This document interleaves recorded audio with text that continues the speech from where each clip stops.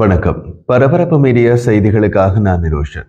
செவ்வாய்க்கிழமை அமெரிக்க ஜனாதிபதி Donald Trump ஈரானின் நிபந்தனையற்ற சரணடைதலை கோருவதாகவும் இஸ்லாமிய குடியரசின் சுப்ரீம் தலைவர் அலி கமேனியை படுகொலை செய்வதை வாஷிங்டன் தற்காலிகமாக நிறுத்தி வைத்திருப்பதாகவும் அறிவித்தார். அவரது இந்த கூற்று அமெரிக்காவிலேயே அதிர்வலைகளை ஏற்படுத்தி உள்ளது. ட்ரம்ப் பழமையாக அதிரடி கூற்றுக்களுக்கு பிரபலமானவர். ஆனால் ஈரான் தொடர்பாக அவர் கடந்த சில மணி நேரத்தில் வெளியிட்ட கருத்துக்கள் அதிக பரபரப்புகளை ஏற்படுத்தி உள்ளன. சமூக ஊடகங்கள் வழியாக வெளியிடப்பட்ட ட்ரம்பின் கருத்துக்கள் இஸ்ரேல் ஈரான் போரில் அமெரிக்காவின் ஈடுபாட்டை ஆழப்படுத்தலாமா என்பதை அவர் தீர்மானிக்கப் போவதாக தெரிவித்த தினத்தில் வந்துள்ளது. இது பலவிதமான ஊகங்களை ஏற்படுத்தி உள்ளது.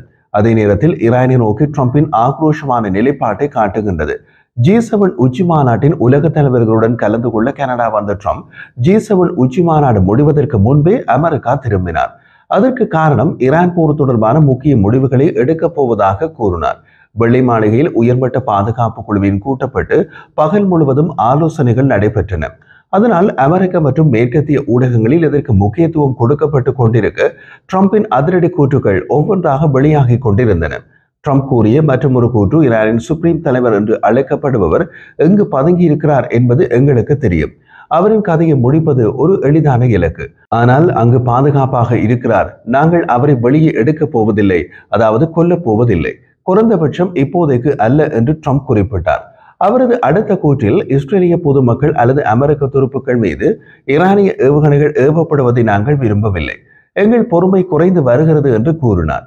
இஸ்ரேலுக்கும் ஈரானுக்கும் இடையிலான மோதலின் தொடக்க நாட்களில் கமேனியை கொல்ல இஸ்ரேல் முன்வைத்த திட்டத்தை ட்ரம்ப் நிராகரித்தார் என்று இந்த விஷயத்தை நன்கு அறிந்த ஒரு அமெரிக்க அதிகாரி தெரிவித்தார். சில நிமிடங்களுக்கு பின்னர் ட்ரம்ப் ஒற்றை வாக்கியத்தில் ஈரானின் நிபந்தனையற்ற சரணடைதல் என்று எழுதினார். ஈரான் நிபந்தனையற்ற சரணடைதலை செய்ய வேண்டும் என்று சொல்கிறாரா? ஈரான் நிபந்தனையற்ற சரணடைதலை செய்ய சம்மதித்து விட்டது என்று சொல்கிறாரா? அல்லது ஈரான் நிபந்தனையற்ற சரணடைதலை செய்வதை தவிர வேறு வழியில்லை என்று சொல்கிறாரா என்பதை குறிப்பிடாமல் ட்ரம்ப் ஒற்றை வாக்கியத்தில் ஈரானின் நிபந்தனையற்ற சரணடைதல் என்று எழுதினார். அதன் பின் ட்ரம்ப் ஈரான் மீது வான்வழியை இப்போது முழுமையாக கட்டுப்படுத்த முடியும். இஸ்ரேல் பயன்படுத்தும் அமெரிக்க தயாரிப்பு ஆயுதங்களை வைத்து அது செய்யப்பட்டது என்று கூறினார். ட்ரம்பிடமிருந்து வந்த அடுத்த கூற்று, ஈரானிடம் நல்ல வான் பாதுகாப்பு மற்றும் பிற தற்காப்பு உபகரணங்கள் இருந்தன. அவை ஏராளமாக இருந்தன. ஆனால் அவற்றை அமெரிக்காவில் தயாரிக்கப்பட்ட ஆயுதங்களுடன் ஒப்பிட முடியாது. அமெரிக்காவை விட வேறு யாரும் ஆயுதங்களை சிறப்பாக செய்யவில்லை என்று அவர் எழுதினார். சில மணி நேரத்திற்கு முன்பு ட்ரம்ப் செய்தியாளர்களிடம் கூறிய போது, அமெரிக்கா ஒரு போர் நிறுத்தத்தை எதிர்பார்க்கவில்லை, மாறாக ஈரானின் அணுசக்தி திட்டம் தொடர்பான மோதலுக்கு உண்மையான முடிவை தேடுகிறது என்றார். தொடர்ந்து கூறிய ட்ரம்ப், ஈரான் அதன் திட்டத்தை கலைக்க மறுத்த 2 மாத பேச்சுவார்த்தைகளுக்கு பின்னர் நான் பேச்சுவார்த்தையை நடத்த மனநிலையில் இல்லை என்று கூறினார். வாஷிங்டனுக்கு இரவு விமானத்தில் திரும்பிய போது ஏர்ஃபோர்ஸ் ஒன்னில் செய்தியாளர்களிடம் பேசிய ட்ரம்ப், நாங்கள் ஒரு போர் நிறுத்தத்தை விட சிறந்ததை தேடுகிறோம், நாங்கள் ஒரு முடிவை தேடுகிறோம் என்றார். ஒரு உண்மையான முடிவு. அது ஒரு போர் நிறுத்தம் அல்ல, ஒரு முடிவு, அல்லது ஈரான் அதன் அணுசக்தி திட்டத்தை முற்றிலுமாக கைவிடுதல், அதுவும் பரவாயில்லை. ஈரான் அணு ஆயுதத்தை வைத்திருக்க முடியாது, அது மிகவும் எளிமையானது என்று ட்ரம்ப் கூறினார். பின்னர் வெள்ளை மாளிகையில் ஆலோசகர்களுடன் கூடியிருந்த ட்ரம்ப், இஸ்ரேலுக்கும் ஈரானுக்கும் இடையிலான மோதல் மேலும் அதிகரித்தால் பதிலடி கொடுக்க அமெரிக்கா போர்க்கப்பல்கள் மற்றும் இராணுவ விமானங்களின் மத்திய கிழக்கு பிராந்தியத்தில் தயாராக உள்ளன என்றார். இருப்பினும் அமெரிக்க பாதுகாப்பு செயலாளர் பீட் ஹெட்செட் ட்ரம்பின் நிலைப்பாடு மாறவில்லை என்றும் மத்திய கிழக்கு மற்றும் ஐரோப்பாவில் உள்ள அமெரிக்க படைகள் தற்காப்புடன் உள்ளன என்றும் கூறினார். இதற்கிடையில் அமெரிக்க துணை ஜனாதிபதி JD வான்ஸ் குடியரசுக் கட்சிக்குள் சிலரிடையே உள்ள எச்சரிக்கையை நிவர்த்தி செய்ய முயன்றார். அவர்கள் போரில் அமெரிக்காவின் ஈடுபாடு குறித்து விமர்சனங்களை வெளிப்படுத்தினர். ட்ரம்ப் ராஜதந்திரத்திற்கு ஒரு வாய்ப்பு அளித்துள்ளதாக துணை ஜனாதிபதி JD வான்ஸ் வாதிட்டார். தொடர்ந்து கூறிய அவர், ஈரான் கூறும் பொதுமக்களுக்கான அணுசக்தி மற்றும் யுரேனியம் செறிவூட்டல் பிரச்சனையில் நான் நிறைய குழப்பங்களை கண்டிருக்கிறேன். இவை தனித்துவமான பிரச்சனைகள். ஈரான் யுரேனியம் செறிவூட்டல் இல்லாமல் சிவில் அணுசக்தியை பெற முடியும். ஆனால் ஈரான் அதை நிராகரித்தது. எந்த ஒரு சிவில் பாவனைக்கும் தேவையான அளவை விட அதிகமாக ஈரானியர்கள் யுரேனியத்தை செறிவூட்டி உள்ளனர். ஈரானியர்கள் பரவல் தடை கடமைகளை மீறுவதாக சர்வதேச அணுசக்தி நிறுவனம் IAEA கண்டுபிடித்துள்ளது. IAEA ஒரு வலதுசாரி அமைப்பல்ல என்று வான்ஸ் கூறினார். சிவில் அணுசக்தியை விரும்புவது ஒரு விஷயம், அதிநவீன செறிவூட்டல் திறனை கூறுவது மற்றொரு விஷயம். மேலும் அடிப்படை பரவல் தடைக்கடமைகளை மீறும் அதே வேளையில் ஆயுதத்தர யுரேனியத்தின் அளவுக்கு செறிவூட்டுவது மற்றொரு விஷயம் என்று அவர் தொடர்ந்தார். வான்ஸ் தான் ட்ரம்பை நம்புவதாகவும் அமெரிக்க ஜனாதிபதி அமெரிக்க மக்களின் இலக்குகளை அடைய அமெரிக்க ராணுவத்தை பயன்படுத்துவதில் மட்டுமே ஆர்வம் காட்டுகிறார் என்றும் கூறினார். இப்படியாக கடந்த சில மணி நேரமாக பல கூற்றுக்கள் வெளியாகி கொண்டிருந்தன. ஈரானின் 86 வயதான சுப்ரீம் தலைவர் ஆயத்துல்லா அலி கமேனி ஓரளவுக்கு தனிமைப்படுத்தப்பட்ட நிலையில் இருக்கிறார். அலி கமேனி கடந்த சில தினங்களாக தனது முக்கிய ராணுவ மற்றும் பாதுகாப்பு ஆலோசகர்கள் இஸ்ரேலிய விமான தாக்குதல்களால் கொல்லப்படுவதை கண்டுள்ளார். இப்போது ட்ரம்ப் அலி கமேனியை நேரடியாக இலக்கு வைப்பது பற்றி பேசத் தொடங்கியுள்ளார். இது அலி கமேனியின் உள்வட்டத்தில் உள்ள பெரிய ஓட்டைகளை விட்டுவிட்டு தந்திரோபாய பிழைகள் ஏற்படும் அபாயத்தை அதிகரிக்கிறது என்று அவரது செயல்முறைகளை நன்கு அறிந்து 5 பேர் வெவ்வேறாக தெரிவித்தனர். கமேனியுடன் தொடர்ந்து சந்திப்புகளில் கலந்து கொள்ளும் அந்த அதிகாரிகளில் ஒருவர் பாதுகாப்பு மற்றும் உள் நிலைத்தன்மை தொடர்பான பிரச்சனைகளில் ஈரான் தவறான கணக்கீடு செய்யும் அபாயத்தில் உள்ளது என்று விவரித்தார். கடந்த வெள்ளிக்கிழமை முதல் ஈரானில் பல மூத்த ராணுவ தளபதிகள் கொல்லப்பட்டுள்ளனர்.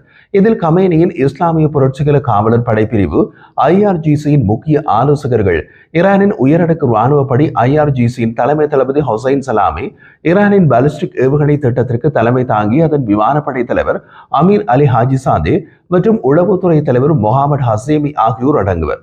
இந்த நபர்கள் ஈரானின் IRGC தளபதிகள், மதகுருமார்கள் மற்றும் அரசியல்வாதிகள் என்று சுமார் 15 ஆலோசகர்களை கொண்டு சுப்ரீம் தலைவரின் உள்வட்டத்தில் முக்கிய பகுதியாக இருந்தனர் என்று வட்டாரங்கள் தெரிவிக்கின்றன.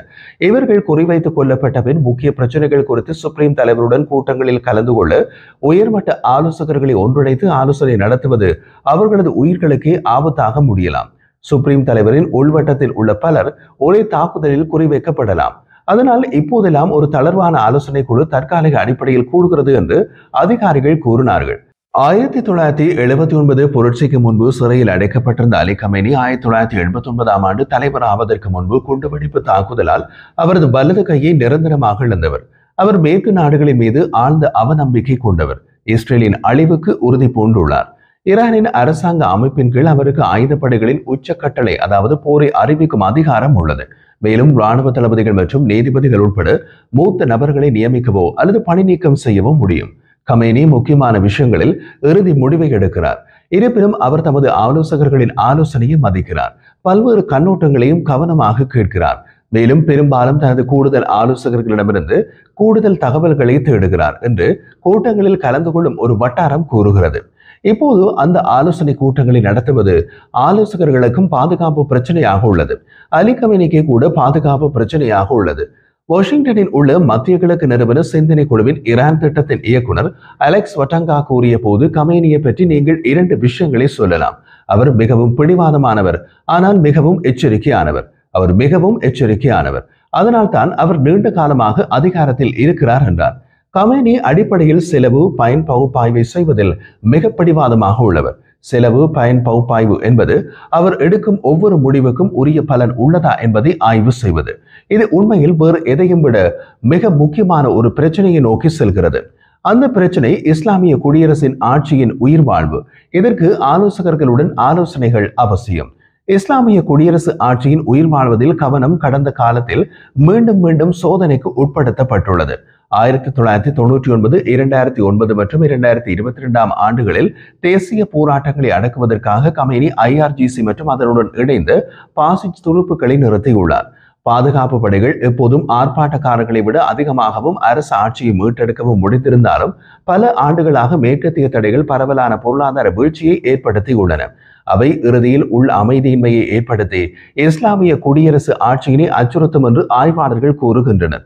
ஈரானின் அணுசக்தி மற்றும் இராணுவ தளங்கள் மற்றும் முக்கியஸ்தர்களை விமான தாக்குதல்களால் குறிவைத்து ஈரானிய ஏவுகணை தாக்குதல்களுக்கு பதிலடி கொடுக்கும் இஸ்ரேலுடன் அதிகரித்து வரும் போர் தொடர்கிறது. அதை எதிர்கொள்ளும் இஸ்லாமிய குடியரசு ஆட்சியில் கமேனியை விட வேறு யாருக்கும் ஆபத்துக்கள் அதிகமாக இருக்க முடியாது. இப்போது அந்த அச்சுறுத்தல் அமெரிக்க ஜனாதிபதியிடமிருந்து நேரடியாக வந்துள்ளது.